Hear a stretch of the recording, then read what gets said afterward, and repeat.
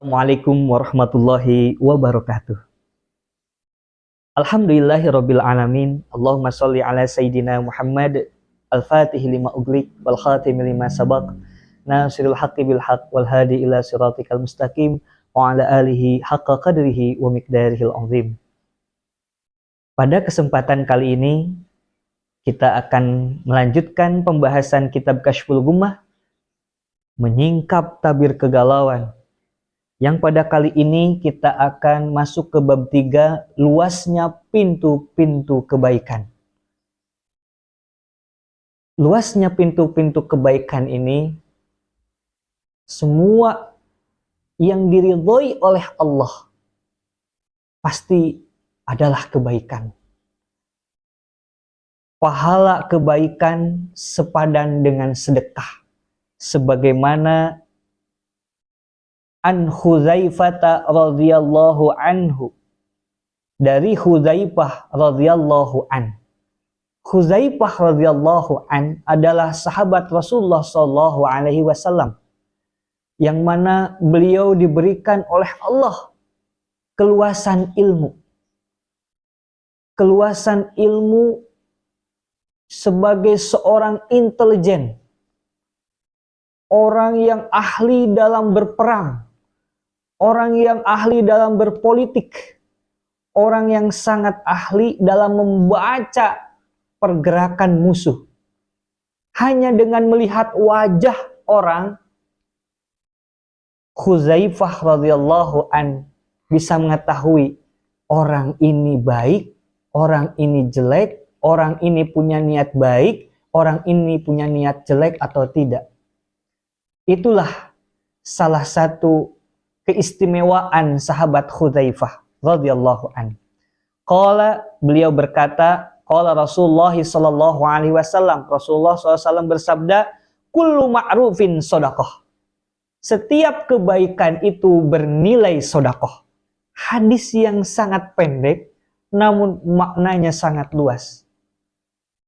Kebaikan-kebaikan yang kita lakukan, mau kebaikan lewat qaulun perkataan maupun amalun perbuatan, perkataan dan perbuatan yang kita lakukan bernilai sedekah. Sedekah tidak hanya dengan harta. Sedekah tidak hanya dengan tenaga. Sedekah bisa dengan kebaikan. Seperti senyuman kita. Tabassumuka biwajhi ahi sedekah. Senyummu di hadapan saudaramu itu adalah sedekah. Banyak sekali ragam sedekah, luas sekali. Dilanjutkan dengan satu hadis tentang kebaikan mendatangkan cinta Allah. An Ibni Abbas radhiyallahu anhu qala, dari Ibnu Abbas radhiyallahu an, ia berkata, qala Rasulullah sallallahu alaihi wasallam, Rasulullah sallallahu alaihi wasallam bersabda, kullu ma'rufin shadaqah. Setiap kebaikan bernilai sedekah. Waddalu 'alal khair. Orang yang menunjukkan kepada kebaikan itu kafailihi, akan memperoleh pahala sama seperti pelaksana kebaikan. Wallahu yuhibbu ighasatal lahafan. Dan Allah mencintai pertolongan pada orang yang tengah kebingungan. Rawahu al-Baihaqi, hadis riwayat Baihaqi. Ma'asyiral muslimin rahimakumullah. Dua hadis ini saling berhubungan, bahwa setiap kebaikan itu bernilai sedekah. Sedekah ini ternyata lebih hebat daripada doa. Kalau doa itu adalah permohonan kita kepada Allah melalui ruh. Tetapi sedekah ini pertolongan kepada Allah melalui perbuatan. Kalau tadi doa itu lewat perkataan, tapi sedekah ini lewat perbuatan. Langsung diganjar oleh Allah Subhanahu wa taala. Wadalu ala khairi kafa'ilihi. Orang yang menunjukkan kepada kebaikan memperoleh pahala seperti orang yang melakukan kebaikan tersebut. Tidak akan berkurang kebaikan orang yang mengajak orang lain untuk melakukan kebaikan, malah Allah akan lipat gandakan. Begitupun wallahu yuhibbu ighasatal lahafan. Allah mencintai pertolongan pada orang-orang yang telah kebingungan. Orang yang sedang bingung kita tolong, maka akan turun kecintaan Allah kepada orang yang menolongnya. Ada suatu kisah yang dikisahkan oleh Abu Hurairah, yang mana Abu Hurairah mengatakan bahwa sodakoh ini lebih mujarob, lebih mantap, lebih cepat dikabulnya segala hajat kita oleh Allah. Begitupun sebagaimana hadis-hadis yang lalu, bahwa as-sodaqatu tadfa'ul bala. Sodakoh itu bisa mencegah segala keburukan. Sodakoh itu bisa menyembuhkan. Sodakoh itu bisa menjauhkan kita dari penyakit. Maka inilah keistimewaan sodakoh bagi orang-orang yang gemar bersodakoh.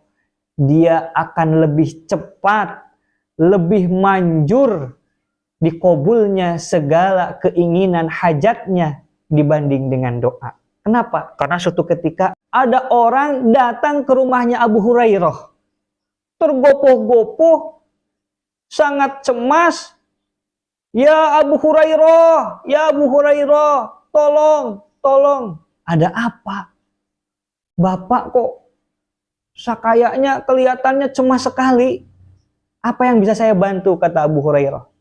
Begini Abu Hurairah, anak saya sedang berdagang ke kota Yaman. Biasanya jam segini sudah pulang, tapi kok ini belum pulang. Aku cemas, aku takut ada apa-apa dengan anakku. Kata Abu Hurairah, terus engkau minta apa? Ya aku minta didoakan supaya anakku selamat. Bapak ada loh yang lebih cepat manjurnya, dikabulnya keinginan kita, hajat kita, kesulitan kita, kebingungan kita daripada doa. Apa itu? Yaitu sodakoh. Bapak sekarang pulang, nanti Bapak sodakoh ya. Mudah-mudahan Allah menyelamatkan anak Bapak. Akhirnya orang ini pulang ke rumahnya. Setelah orang ini pulang ke rumahnya, dia bersodakoh hanya 1 dirham. Karena memang uangnya cuma ada 1 dirham. Kalau dirupiahkan, 1 dirham ini hanya 4.000 rupiah. Kayaknya 4.000 rupiah untuk zaman sekarang hanya bisa untuk beli apa ya kira-kira? Beli roti ya? Beli minyak saja sekarang 1 kilonya sudah naik. Pertamax, BBM, sekarang naik 12.500. Pertalit langka. Segala macam sembako sekarang naik. Hanya dengan sodakoh 4.000 rupiah saja, Bapak ini sedekah atas nama anaknya. Ya Allah, saya sedekah 1 dirham atau 4.000 rupiah ini untuk keselamatan anak saya. Setelah ditunggu-tunggu, akhirnya anaknya datang juga ke rumah dengan selamat. Alhamdulillah. Anak itu langsung bercerita kepada ayahnya, wahai ayahku, tahukah engkau apa yang terjadi kepadaku ketika aku pulang berdagang dari Yaman? Aku naik perahu bersama teman-temanku, sesama pedagang. Ketika di tengah-tengah lautan, ada angin kencang, badai. Akhirnya perahu kami itu pecah, Pak. Bocor. Air naik ke dalam perahu sampai akhirnya perahu kami hampir tenggelam. ketika akan tenggelam, kami sudah pasrah, ada suara tanpa rupa. Wah, ada suara tanpa rupa. Perhatikanlah bahwa sodakohmu aku terima, dan anakmu akan selamat beserta orang-orang di sekitarnya. Ada suara seperti itu, Pak. Dan akhirnya datanglah orang-orang berbaju putih, membawa perahu yang hampir tenggelam. Kami semuanya selamat terdampar di sebuah pantai.